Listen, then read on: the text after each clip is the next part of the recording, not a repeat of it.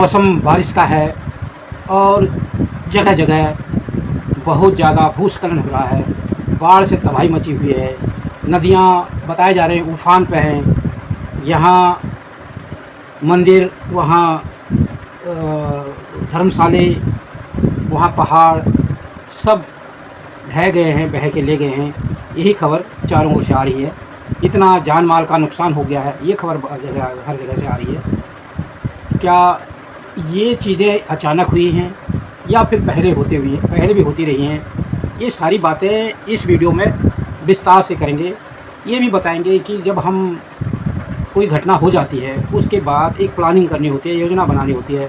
क्या हम वो बनाने में कामयाब रहे या फिर घटना हो गई और घटना जैसी होने के बाद कुछ दिन हुए हम उसको भूल जाते हैं। सारी बातों पर विस्तार से बात करेंगे। आप वीडियो को अंत तक देखें। नमस्कार, मैं नंदन सिंह बिष्ट। आप देख रहे हैं इमेम दस्तावेज। अगर आप इस वीडियो को YouTube चैनल पर देख रहे हैं और चैनल पर नए हैं तो चैनल को सब्सक्राइब करें, बेल का आइकन भी दबाएं। अगर आप इसको फेसबुक पेज पर देख रहे हैं तो पेज को लाइक करें। अगर आप इसको इंस्टाग्राम पर देख रहे हैं तो हमें फॉलो करें और वीडियो को शेयर करते रहें। ये अभी उत्तराखंड के गढ़वाल से विशेषकर जो खबरें आ रही हैं, पहले जब मानसून आया था उसके पहले हफ्ते में ज़्यादातर जो खबरें आ रही थी वो आ रही थी कुमाऊं से, और उस समय बारिश जो सामान्य बारिश से थी लगभग 3 गुना हुई थी एक ही दिन के अंदर। तो बारिश जो अनुमान था या जो सामान्य था उससे काफ़ी ज़्यादा हुई थी। तो हर जगह बाढ़ कैसी स्थिति हुई थी, जल भराव की स्थिति हुई थी और कई जगह भूस्खलन हुआ था, और वो भी विशेषकर रोडों के पास, जो कि स्वाभाविक है कि रोड काट दिए गए हैं। वहाँ पे ज़मीनों का जो बेस है वो खिसक गया है। तो जब बारिश होती है और बारिश जब सामान्य से भी ज़्यादा हो जाएगी तो फिर वो वज़न उसका सहन नहीं कर पाता और पहाड़ खिसक जाते हैं। और ये हुआ, कई जगह पुलें भी बह गई। इन सारी बातों के बावजूद जो एक विशेष बात ध्यान देने की है, जो अब खबरें आ रही हैं, अब जो भूस्खलन हो रहा है बहुत ज़्यादा, वो ऐसी जगह हो रहा है जहाँ रोडें नहीं गई। जैसे हो रहा था ना कि रोड काटने से भूस्खलन हो रहा है, ऑल वेदर रोड बनी इसलिए भूस्खलन हो रहा है, विकास के नाम पर अनियोजित कार्य हो रही हैं, जेसीबी चल रही हैं, और लैंड माइन्स जो होते हैं, उन डायनामाइट जो उनका विस्फोट हो रहा है, उससे ज़मीनें कमज़ोर हो रही हैं और धंस रही हैं। परंतु अब जो खबरें आ रही हैं उसमें पहाड़ बह रहा है, पहाड़ से भूस्खलन ही नहीं हो रहा है, पहाड़ ऐसा लग रहा है जैसे बह कर निकल रहा होगा आगे को। तो ये सारी घटनाएं क्या अचानक हुई हैं या पहले भी होती रही हैं, ये तो इन चीज़ों पर देखना है। अगर पहले होती रही हैं तो हमने क्या इन चीज़ों पर सावधानी बरती, या फिर जो हो गया जिसके साथ हुआ उसका दुख उसने अपने खुद सिसकियाँ भरी और कुछ दिन हो हल्ला हुआ, कुछ राहत दी सरकार ने आपदा राहत के रूप में, और फिर भूल गए। तो वो सारी बातें इस वीडियो में बात करेंगे। बात शुरू को मुक्त करेंगे जब मानसून आता है और मानसून की शुरुआत होती है। तो उस समय अगर कहीं बादल फट गया अचानक तो वहाँ आपदा, उसे एक प्राकृतिक आपदा कह सकते हैं। और ऐसी आपदा को नियंत्रित करने का उसका कोई अनुमान नहीं होता है। पहले से तैयारी करके हम कुछ देर तक उसको कुछ घटा सकते हैं अगर पहले से तैयारी की हो, परंतु फिर भी उस पर इतनी चर्चा नहीं कर सकते क्योंकि वो कहाँ होगा, किस लेवल का होगा, कोई पता नहीं होता। परंतु कुछ घटनाएं ऐसी होती हैं जो कि जैसे बाढ़ की हो रही हैं और जैसे भूस्खलन की हो रही हैं, रोड के आसपास जैसे हुआ, या पुल बहने का हो रहा है, और अब जो लैंड स्लाइडिंग अब हो रहा है, जिसे मैं कह रहा हूँ कि पहाड़ बह रहा है। तो वो ऐसी घटनाएं हैं जिनके बारे में प्लानिंग की जा सकती थी या की जानी चाहिए आने वाले भविष्य में। बात यहाँ पर ये कहेंगे कि जो हमारा अनुभव रहा है वहाँ के निवासी होने के नाते, जो हमने अपने आंखों से देखा पहाड़ों को भूस्खलन, या फिर जो ये जब गांव के गांव बह जाते हैं, जान माल का नुकसान होता है, जो ये वाली घटनाएं हमने सुनी है।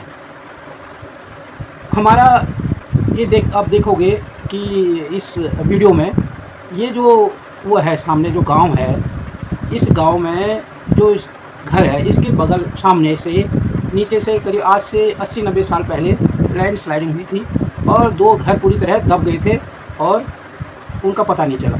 वहीं इसी के बाईं तरफ, इस घर के बाईं तरफ भी लैंड स्लाइडिंग हुई थी, वही उसी समय करीब आज से 80-90 साल पहले, और वहाँ भी इसके उधर इसके बाईं तरफ वहाँ से भी 2 घर वो हो गए थे, वो बह गए थे या दब गए थे। इतना जितना बहाव अभी देखा जा रहा है उतना नहीं था, परंतु जो मलबा आया उसने उन घरों को उसके आगे जो घर आए तब पूरी तरह तहस नहस कर दिया और घर साफ़ हो गया, दब गया अच्छी तरह, और उसके अंदर जो जानवर थे, जो जान माल का भी नुकसान हुआ।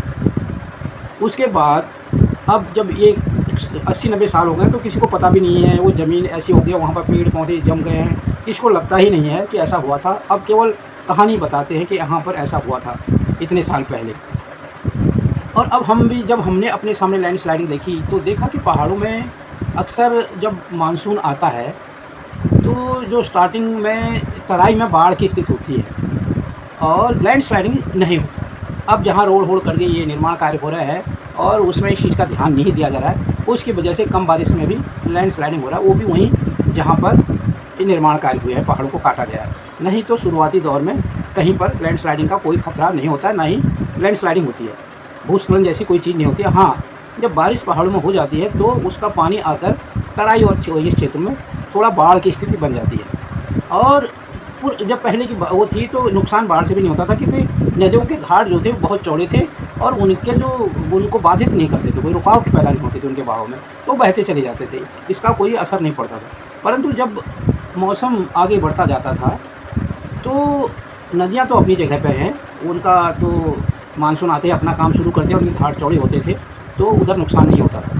परंतु जो पहाड़ी वाले क्षेत्र था, जब बारिश लंबी दिनों तक चलती थी और हल्की बारिश होती थी तो जो पहाड़ है वो मिट्टी और पत्थरों से बना है, मिट्टी और पत्थरों से बना है। जब बारिश लगातार होती है धीरे धीरे करके तो वो उस पानी को एब्जॉर्ब करते हैं मिट्टी, और मिट्टी जो है वो पानी उस मिट्टी को इतना गीला करता है कि वो उसमें वो भी पानी का रूप ले लेता है, और पत्थर से जो उसकी पकड़ होती है वो ढीली हो जाती है, या पेड़ों के जड़ों से जो उसकी पकड़ होती है, जहाँ झकरा जड़ होते हैं वो तो रोक लेते हैं, जहाँ बड़े जड़ होते हैं मोटे जड़, तो वहाँ से वो छूटना शुरू कर लेते हैं।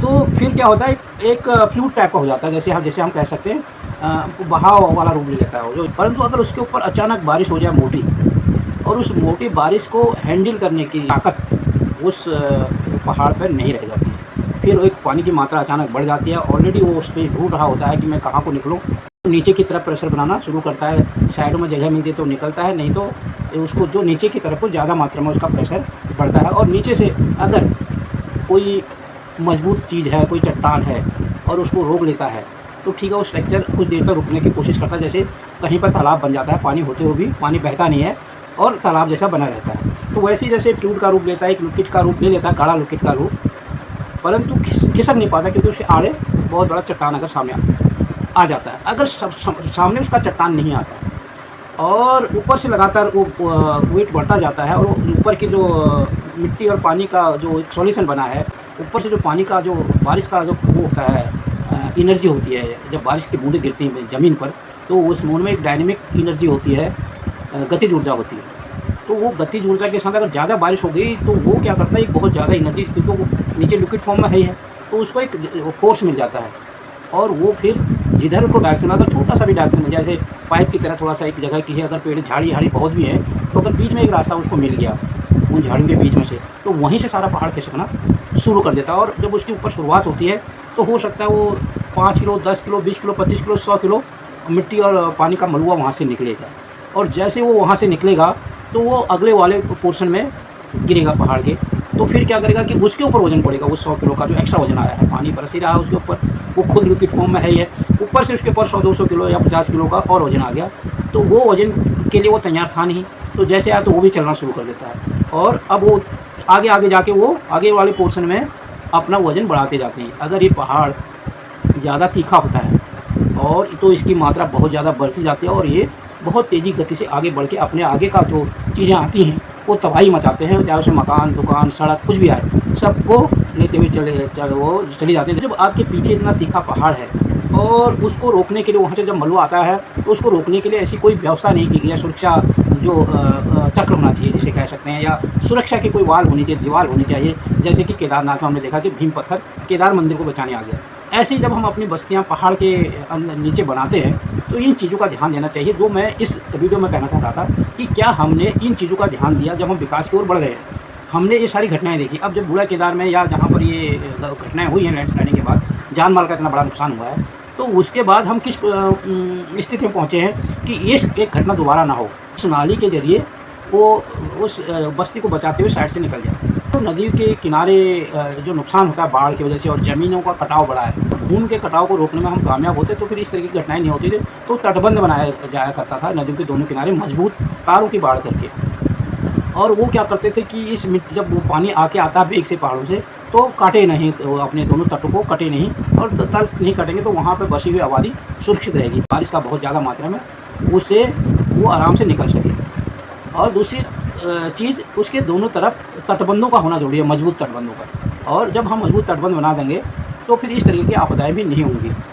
तीसरी चीज़ जो देखना होगा कि जो इतनी मात्रा में जल आता है और हम गर्मियों में जल संकट से झेलते हैं, पेयजल नहीं होता लोगों के पास, पानी पीने के पानी के लिए लोग तड़पते हैं, और इस समय हम कह रहे हैं इधर बाढ़ आ गई, उधर बाढ़ आ गई। तो इस पानी को संचित करने के लिए जो घाटियाँ हैं उनमें वाटर रिजर्व बनाने की ज़रूरत है। जैसे पहाड़ों में तीखी घाटियाँ हैं और सूखी घाटियाँ हैं जिनमें ना जाड़ों में ना गर्मी में पानी नहीं रहता, और बारिश में वो, जैसे हम सूखे नाले कहते हैं, बरसाती नाले कहते हैं, उनमें बहुत ज़्यादा पानी आ जाता है। तो उन बरसाती नालों को वहाँ पर वाटर रिजर्व बनाए जाएँ बड़े-बड़े, और पानी को स्टोर कर दिया जाए। उससे दो फ़ायदे होंगे, जो बाहर से तेज़ी से पानी आता है, एक तो उसका वेग कंट्रोल हो जाएगा, उसकी स्पीड कंट्रोल हो जाएगी, तो वो आगे बढ़ेगा तो नुकसान कम करेगा।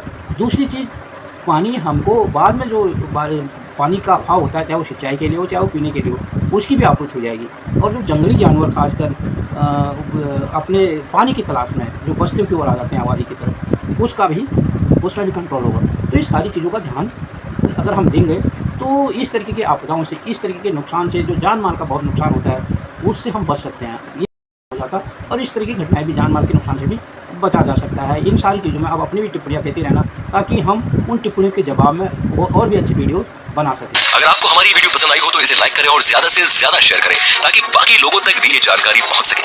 हमारे चैनल को सब्सक्राइब करना बिल्कुल ना भूलें, और हमारी वीडियोस को सबसे पहले देखने के लिए बेल आइकन को भी जरूर प्रेस करें।